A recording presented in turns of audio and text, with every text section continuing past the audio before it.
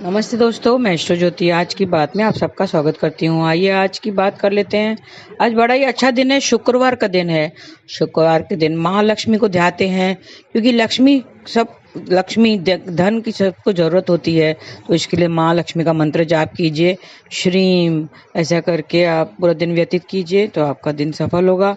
मैं शुरू वास्तु से करती हूँ, फिर आज की खास बात लेंगे और गोचर की बात करेंगे। कुछ गोचर है आज, और कृष्ण कथा में हम थोड़ा सा ज्ञान लेने की बात करेंगे, तो अंत तक बने रहिए और लाभ उठाइए। और मैं बता दूं कि कल मैंने पूरा 1 साल 365 डेज मैंने कल पूरा 1 साल कंप्लीट किया है यूट्यूब में कृष्ण कथा भेजते हुए। तो आप सबको बहुत बहुत बहुत धन्यवाद जो इस चैनल से जुड़े हुए हैं, मेरे से जुड़े हुए हैं और लाभ उठा रहे होंगे, ऐसे मेरी आशा है। और आप कृष्ण कथा में अगर आपको पसंद आ रहा है तो लाइक कीजिए, शेयर कीजिए, दूसरों को फॉरवर्ड कीजिए, ताकि दूसरे भी इसका लाभ उठा सकें। तो आइए वास्तु की बात कर लेते हैं। घर में तस्वीरों के रंग के बारे में बात करते हैं। बेडरूम में लाल या गुलाबी तस्वीर लगाना चाहिए, इसमें पति पत्नी के बीच प्यार और विश्वास बढ़ता है। स्टडी रूम में हल्के भूरे या नीले रंग की तस्वीर लगाना चाहिए। बच्चों के कमरे में नारंगी या बैंगनी तस्वीर होना चाहिए। आप अगर लगा रहे तस्वीर, क्योंकि बहुत सारे लोग तस्वीरों के शौकीन होते हैं, तो तस्वीर कौन से रंग की लगाना चाहिए ये भी बहुत इम्पोर्टेंट है। तो ये थी वास्तु की बातें। अभी योग और तिथि की बात कर लेते हैं। अष्टमी तिथि आज रात 12:04 तक रहेगी। आज शाम 7:09 तक सिद्धि योग रहेगा। सिद्धि प्राप्त करने, प्रभु का नाम जपने के लिए ये सिद्धि योग बहुत ही अच्छा माना जाता है। नाम से ही पहचाना जाता है। सिद्धि जरूर मिलती है, यानी सफलता उसे जरूर मिलती है। आज से कल सुबह 8:15 तक उत्तर फाल्गुनी नक्षत्र रहेगा। उत्तर फाल्गुनी नक्षत्र 12वां नक्षत्र है।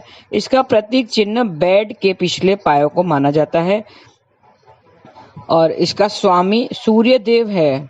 तो आज सूर्य को अर्घ दीजिए, उनको नमस्कार कीजिए और मंत्र जाप कीजिए, ओम घृणी सूर्याय नमः। मैंने विधि बहुत बार बता दी है कैसे आपको अर्घ देना है। और मंत्र के बाद में 3 बार गायत्री मंत्र का अवश्य आपको जाप करना है और सूर्य को प्रणाम करना है। और इसका संबंध पाकड़ के पेड़ से बताया गया है। तो पाकड़ के पेड़ की आज पूजा और आराधना करनी है, उनको नमस्कार करना है और किसी भी प्रकार का नुकसान नहीं करना है। हो सके तो उनका पाकड़ के पेड़ का दर्शन करें। आसपास आपको पाकड़ का पेड़ न नजर आए तो इंटरनेट से ही उसका तस्वीर डाउनलोड करके उन्हें नमस्कार करें, दर्शन करें। और आज की खास बात लेंगे। ज्येष्ठ शुक्ल पक्ष की अष्टमी को शुक्ला देवी का पूजन होता है और आज दुर्गा अष्टमी का व्रत किया जाएगा। आज कश्मीर में माता शीर भवानी का भी मेला लगता है। आज दुर्गा अष्टमी व्रत है और ये आज संजोग है क्योंकि आज फ्राइडे भी है, दुर्गा अष्टमी की तिथि है, तो दुर्गा अष्टमी का व्रत भी है। और देवी धूमावती जयंती भी आज है। देवी धूमावती जयंती, इसमें उसका मंत्र आपको जाप करना है तो फल जरूर मिलेगा। धूम धूम धूमावती ठ ठ स्वाहा, धूम धूम धूमावती ठ ठ स्वाहा, ऐसे आपको 11 बार जाप करेंगे तो आपको फल निश्चित मिलेगा। इस मंत्र का पूर्णाचरण 1,00,000 जप है। आप 1,00,000 जप नहीं कर सकते हैं तो एक माला आप जरूर करें। 108 बार आपको जरूर जप करना है और संभव ना हो तो आपको 108 बार जरूर करना है। ये मंत्र को सिद्ध करने के लिए पहले धूमावती का यंत्र का निर्माण करना पड़ता है। पहले यंत्र को स्थापित करके मंत्र से यंत्र को स्थापित करते हैं। यंत्र कैसे बनाया जाता है? यंत्र निर्माण के लिए भोजपत्र और अनार की कलम का उपयोग होता है। अगर ये सब चीजें नहीं है तो आप सफेद कागज पर लाल पेन की सहायता से ये भी यंत्र बना सकते हैं। कागज पर लाल पेन से त्रिभुज बनाएं। त्रिभुज मतलब ट्रायंगल बनाएं, फिर उसके विपरीत आप दूसरा त्रिभुज बनाएं, फिर उसके सब कोनों को ज्वाइन करें, सर्कल बन जाएगा। सर्कल बनाने के बाद में आप उसमें 8 पंखुड़ियां बनाएं। व्रत के ऊपर 8 पंखुड़ियां बनाएं, इससे आपका यंत्र तैयार हो जाएगा। और यंत्र के बीच में आपको देवी धूमावती का मंत्र जरूर लिखें। धूम धूम धूमावती ठ ठ स्वाहा, ऐसा मंत्र आपको लिखना है। इस तरह से आपको फिर मंत्रों से सिद्ध करना है। मंत्रों से सिद्ध करके आप ये यंत्र उपयोग में ला सकते हैं। यंत्र घर के मंदिर में सफेद पुष्पों पर स्थापित करके उसकी पूजा करें तो आपके सारे काम बन जाएंगे। वहीं मंदिर के सामने आसन बिठाकर बैठ जाए और वो मंत्र जाप करें। धूमावती का धूम धूम धूमावती ठ ठ स्वाहा का जाप करते रहें। धूमावती का मंत्र सिद्ध करके आप अनेक सिद्धियां भी पा सकते हैं और आर्थिक परेशानियां दूर होती हैं, अटका हुआ पैसा मिलता है और कर्ज से भी मुक्ति मिलती है। जब का 10वां हिस्सा तिल मिश्रित घी से हवन करना चाहिए। ये थोड़ी सी विधि है, हवन और तप की विधि है उसमें एक ब्राह्मण को भी अवश्य आपको आमंत्रित करके भोजन कराना चाहिए।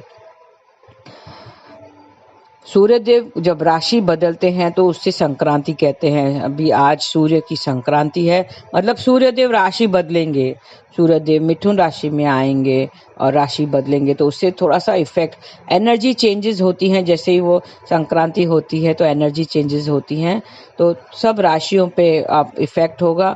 अलग अलग तरह का सूर्य पता है, सूर्य सौरमंडल का राजा कहा जाता है, जिसके चारों तरफ सब ग्रह, दूसरे ग्रह जो है 8 ग्रह सब घूमते रहते हैं। वैसे 7 ग्रह हैं, 2 छाया ग्रह माने जाते हैं राहु केतु को। तो इस तरह से सारे ग्रह उसके आसपास सौरमंडल में घूमते रहते हैं। सूर्य आपको पता है सूर्य का महत्व कितना है। सूर्य ना हो तो हमारी जिंदगी कुछ नहीं है, हम जिंदा ही नहीं है सूर्य ना हो तो सूर्य संक्रांति का पुण्य काल में पवित्र नदियों में स्नान करने का खास महत्व माना गया है। सूर्य की मिथुन संक्रांति में मंदाकिनी नदी में स्नान का बड़ा महत्व बताया गया है। आप मंदाकिनी नदी में नहीं जा सकते हैं तो घर के ही स्नान के पानी में आप गंगा जल मिलाकर मंदाकिनी नदी का आवाहन कर सकते हैं। सूर्य की मिथुन राशि में मंदाकिनी नदी में स्नान करना बहुत महत्व का होता है। संक्रांति का पुण्यकाल कल सूर्योदय से सुबह 8:28 तक रहेगा। ये जो चेंज है, जो संक्रांति है वो 12:08 से होगा, रात के 12:08 यानी 15 तारीख को होगा। इसके लिए पुण्यकाल कल सूर्योदय से सुबह 8:28 तक रहेगा। संक्रांति का पुण्यकाल मैंने बता दिया है, तो उसके बीच में आपको स्नान करेंगे, गंगा स्नान करेंगे तो बहुत पुण्य मिलेगा। स्नान दान करने का बड़ा महत्व है। तो इन राशियों पे आप असर पड़ेगा आपको।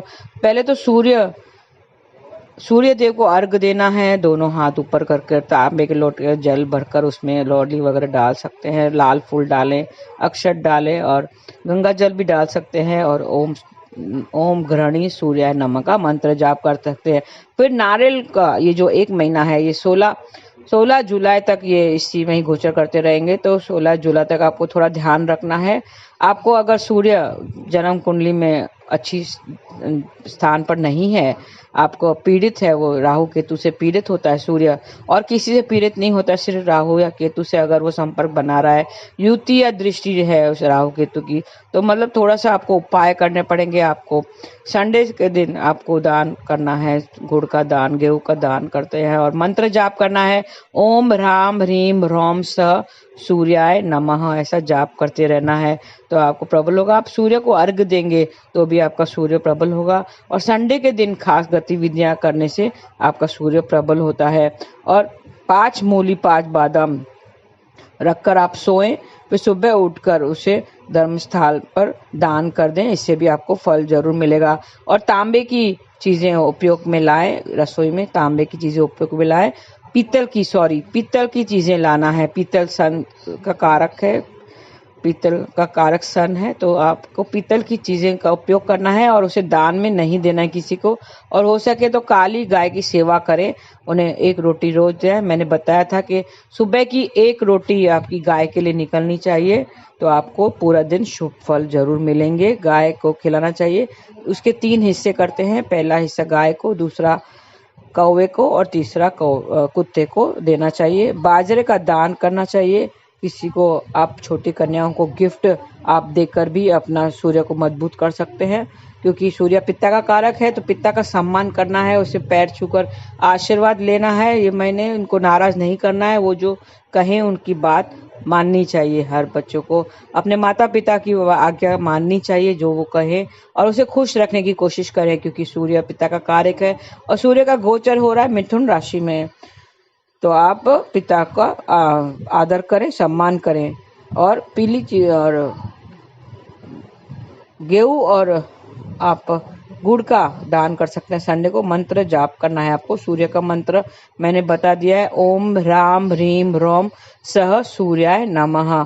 ऐसा करने से आपका जो है सूर्य मजबूत हो सकता है, तो आप ये कीजिए। तो ये थी आज की खास बात। अब कृष्ण कथा में हम थोड़ी सी ज्ञान की बातें ले लेते हैं। गीता की बात, कल मैंने भागवत पुराण की बात की थी, महत्व बताया था उसका, भागवत पुराण का क्या महत्व है। आज भागवत गीता की बात करेंगे। श्रीमद् भागवत गीता कहते हैं कि दुखों और वासनाओं से दूर कैसे हो सकते हैं।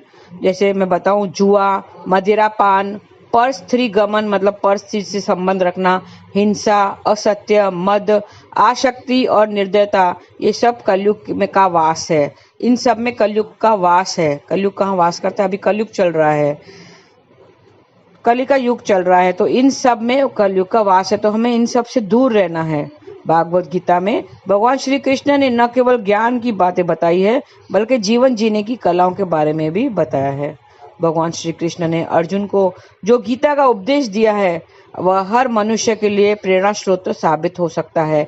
वह हमारी जीवनी ही बताई है, जीवनी का सार है। जिसका सार, गीता का सार क्या है? हमारा जीवन, जो जीवन है, हम भी हम दुखों में घिरे हुए हैं, और अपने जो भी रिश्तेदारों हैं उनसे डर है, भय है, और उसे दूर भागते हैं। उससे लड़ने की हमें नहीं हम उससे दूर भागते हैं। जैसे अर्जुन ने हथियार रख दिया था और कहा था कि मैं अपने परिजनों से कैसे लड़ूं। उसके सामने सब उसके रिश्तेदार सब थे, दादा सब थे, तो बड़े बुजुर्ग थे सारे, तो उनसे कैसे लड़ता। तो यही हमारी जिंदगी भी ऐसे ही है, हम भी सब से लड़ रहे हैं। ये जो युद्ध है, वो जो महाभारत का युद्ध था, वैसे जीवन भी एक युद्ध है। ये भी एक रणभूमि है जिसे हमें हर समय लड़ना पड़ता है। वो गीता में वो अच्छे से समझाया गया है। गीता में भगवान श्री कृष्ण अर्जुन को उपदेश देते हैं कि जो भी मनुष्य भगवत गीता की 18 बातों को अपनाकर अपने जीवन में उतारता है, वह सभी दुखों से, वासनाओं से, क्रोध से, ईर्ष्या से, लोभ से, मोह से, लालच आदि के बंधनों से मुक्त हो जाता है। 18 अध्याय है उसमें, तो 18 बातें की बात की है। 18 कौन सी बातें हैं? ज्ञान की बातें अभी जान लेते हैं। आनंद मनुष्य के भीतर ही निवास करता है। श्री कृष्ण कहते हैं कि आनंद जो है, वो सुख है, वो हमारे भीतर ही निवास करता है, परंतु मनुष्य उसे स्त्री में, घर में और बाहरी सुखों में, बाहरी चीजों में वो खोज रहा है। दूसरी बात है, श्री कृष्ण कहते हैं कि भगवान उपासना केवल शरीर से ही नहीं बल्कि मन से भी करनी चाहिए। हम सिर्फ दिखावे के लिए शरीर से हम पूजा पाठ करते हैं, लेकिन मन में नहीं उतारते हैं, मन से नहीं करते हैं। भगवान का बंधन उन्हें प्रेम बंधन में बांधता है। तीसरी बात है, मनुष्य की वासना ही उसे पुनर्जन्म का कारण होती है। वासना जो रखता है, सबके मन में वासना है, मनुष्य वासना में गिरा हुआ है, वही उसका पुनर्जन्म का कारण होता है। इंद्रियों के अधीन होने से मनुष्य के जीवन में विकार और परेशानियां आती हैं। संयम यानी धैर्य, सदाचार, स्नेह और सेवा जैसे गुण सत्संग के बिना नहीं आते हैं। श्री कृष्ण कहते हैं कि मनुष्य को वस्त्र बदलने की आवश्यकता नहीं है, आवश्यकता है तो हृदय परिवर्तन की है।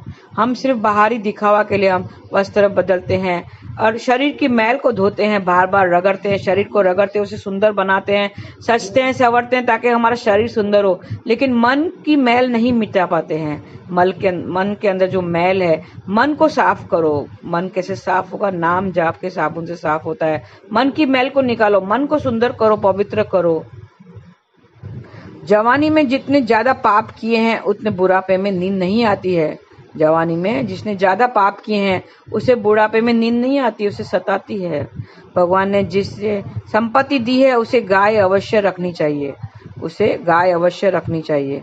जुआ, मदिरा पान, पर स्त्री गमन, हिंसा, असत्य, मद, आसक्ति और निर्दयता, इन सब में कलयुग का वास है। अधिकारी शिष्य को सद्गुरु अवश्य मिलता है, अधिकारी शिष्य को सद्गुरु अवश्य मिलता है। श्री कृष्ण कहते हैं कि मनुष्य को अपने मन को बार बार समझाना चाहिए कि ईश्वर के सिवाय उसका कोई नहीं है। साथ ही यह विचार करना चाहिए कि उसका कोई नहीं है, साथ ही वह किसी का भी नहीं है। न वो किसी का है, न कोई उसका है। हम अकेले आए हैं, अकेले ही जाएंगे। हमारा केवल है तो श्री कृष्ण, बस उसको ही साथ में रखना है। भोग में क्षणिक सुख है, साथ ही त्याग में स्थायी आनंद है।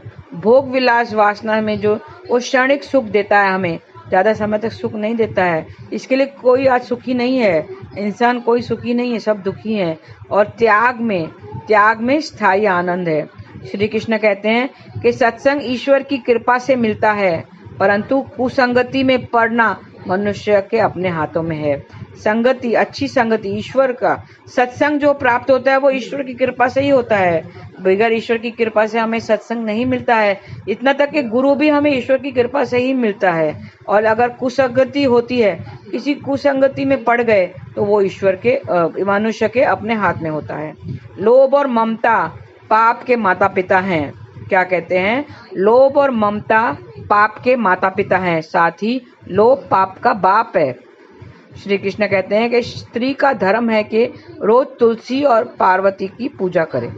मनुष्य को अपने मन और बुद्धि पर विश्वास नहीं रखना चाहिए, क्योंकि ये बार बार मनुष्य को दगा देती है।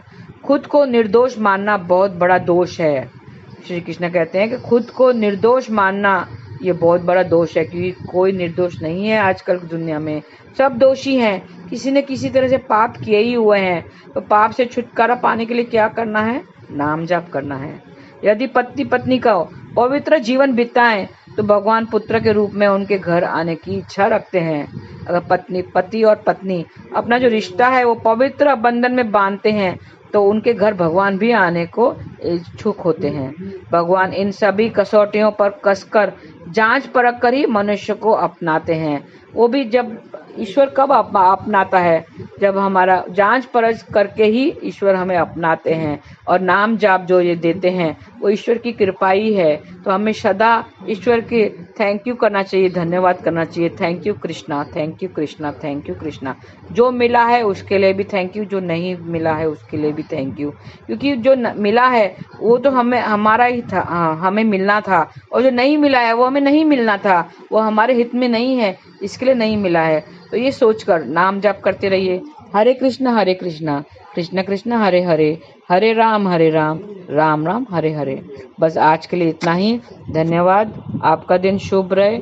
हरे कृष्ण।